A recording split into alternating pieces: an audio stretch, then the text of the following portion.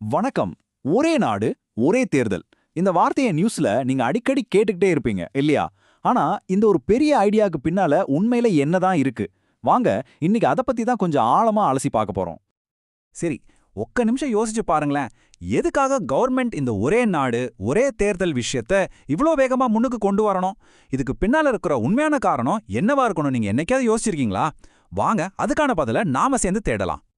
சரி, முதல்ல இந்த பிக் எலெக்ஷன் ஐடியான்னா என்ன, அதுக்கு என்ன அர்த்தம்னு சிம்பிளா பாத்துரலாம். ரொம்ப சிம்பிளா சொல்லணும்னா, ஒரே நாடு ஒரே தேர்தலுங்கிறது நம்ம நாட்டுல நடக்கிற எல்லா தேர்தலையும், அதாவது ஸ்டேட் எலெக்ஷன், நேஷனல் எலெக்ஷன் எல்லாத்தையும் ஒரே டைம்ல நடத்துறதுக்கான ஒரு ப்ரொபோசல். இன்னும் புரியுற மாதிரி சொல்லணும்னா, லோக்சபா எலெக்ஷனும் எல்லா ஸ்டேட் அசெம்பிளி எலெக்ஷனும் ஒரே சமயத்துல நடக்கும். அவ்வளோதான். ஓகே. இப்போ இதுக்கு சப்போர்ட் பண்றவங்க என்ன காரணம் சொல்றாங்கன்னு பாப்போம். அதாவது அவங்களோட அஃபிஷியல் ஸ்டோரி என்னன்னா, எல்லாம் எஃபிஷியன்சிக்காக தானே சொல்றாங்க. நீங்க பொதுவா கேட்கிற முக்கியமான ஆர்குமெண்ட் இதுவா தான் இருக்கும். அதாவது அடிக்கடி எலெக்ஷன் வர்றதால ஆகிற கோடிக்கணக்கான செலவு, அதுக்கு தேவைப்படுற ஆள்பலம், நேரம், இது எல்லாத்தையும் மிச்சப்படுத்தலாம்னு சொல்றாங்க. கேட்க நல்லா தானே இருக்கு. இதை சப்போர்ட் பண்றவங்க இதுக்கு எஃபிஷியன்ட் கவர்னன்ஸ்னு பேர் வச்சிருக்காங்க. இதுதான் அவங்க யூஸ் பண்ற கீவேர்ட். அதாவது அடிக்கடி எலெக்ஷன் கோட் ஆஃப் கண்டக்ட் வராததால கவர்மெண்டோட மத்த வளர்ச்சி பணிகள் எதுவும் தடையில்லாம நடக்கும்னு சொல்றாங்க. ஆனா கதை இதோட முடியல. சும்மா பணத்தையும் நேரத்தையும் சேவ் பண்றது மட்டும்தான் இதுக்கு காரணமா? இல்ல, இதுக்குள்ள அதிகாரம் சம்பந்தப்பட்ட வேற ஏதாச்சும் விஷயம் இருக்கா? ஒருவேளை இதுக்கு பின்னால நாம தெரிஞ்சுக்க வேண்டிய ஒரு ஆழமான கதை இருக்குமோ? ஆமா, நம்மகிட்ட இருக்கிற சோர்ஸ் படி பார்த்தா இது வெறும் பணத்தை மிச்சப்படுத்துற விஷயம் மட்டும் இல்ல, அதுக்கும் மேல ஒரு முக்கியமான விஷயம் இருக்கு. அது என்னன்னா, பவர். இன்னும் தெளிவா சொல்லணும்னா, கண்டினியூவஸ் பவர். அதாவது அதிகாரத்தை எப்பவும் கைக்குள்ள வச்சுக்கிறது. இந்த ஒரு வார்த்தையில தான் மொத்த டிபேட்டோட மையமே அடங்கியிருக்கு.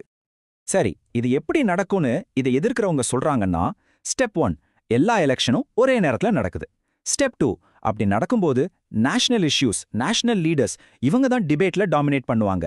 மீடியாவோட முழு ஃபோக்கஸும் அவங்க மேல தான் இருக்கும். இதோட ரிசல்ட் என்ன ஆகும்? சின்ன சின்ன ரீஜனல் பார்ட்டிஸ்லாம் அவங்களோட செல்வாக்கை இழந்துருவாங்க. அந்தந்த மாநிலங்களோட தனிப்பட்ட பிரச்சனைகள் தேசிய அளவுல நடக்கிற விவாதத்துல கண்டுக்கப்படாமலே போறதுக்கு நிறைய வாய்ப்பு இருக்கு. இதை எதிர்க்கிறவங்க ரொம்ப பவர்ஃபுல்லான ஒரு வார்த்தையில சொல்றாங்க. இது சென்ட்ரலைசேஷனுக்கான ஒரு அமைதியான பாதைன்னு சொல்றாங்க. அதாவது ஸ்டேட்டோட பவர்ஸை கொஞ்சம் கொஞ்சமா குறைச்சு மொத்த அதிகாரத்தையும் சென்ட்ரல் கவர்மெண்ட் கைக்கு கொண்டு போறதுக்கான ஒரு வழிதான அவங்க வாதம். இப்போ நாம இந்த டிபேட்டோட கரெக்டான சென்டர் பாயிண்ட்டுக்கு வந்துட்டோம். ஒரு பக்கம் எஃபிஷியன்சி, இன்னொரு பக்கம் கண்ட்ரோல். இதுதான் இந்த ஐடியாவோட மைய பிரச்சனை. இப்ப இந்த ஸ்லைட பாருங்க. இது மொத்த விவாதத்தையும் ஒரே இடத்துல கொண்டு வருது. சப்போர்ட்டர்ஸ் பார்வையில இது எஃபிஷியன்ட் கவர்னன்ஸ். ஆனா இதை எதிர்க்கிறவங்க பார்வையில இது சென்ட்ரலைசேஷனுக்கான ஒரு அமைதியான பாதை. பாத்தீங்களா, ரெண்டு பார்வையும் எவ்வளவு வித்தியாசமா இருக்குன்னு. சரி, இப்போ ரெண்டு தரப்பு வாதத்தையும் உங்க முன்னாடி வச்சாச்சு. இதுல எது சரி எது தப்புன்னு சொல்றது சுலபம் இல்ல. இப்போ கேள்வி உங்ககிட்ட தான். இத பத்தி நீங்க என்ன நினைக்கிறீங்க? கடைசியா நம்ம முன்னாடி நிக்கிற கேள்வி இதுதான். இந்த ஒரே நாடு ஒரே தேர்தல்ங்கிறது நாட்டோட நேரத்தையும் பணத்தையும் மிச்சப்படுத்துற ஒரு எஃபிஷியன்சிக்கான வழியா, இல்ல அதிகாரத்தை ஒரே இடத்துல குவிச்சு கண்ட்ரோல் பண்றதுக்கான ஒரு வழியா? இதோட உண்மையான நோக்கம் எதுவா இருக்கும்? யோசிச்சு பாருங்க.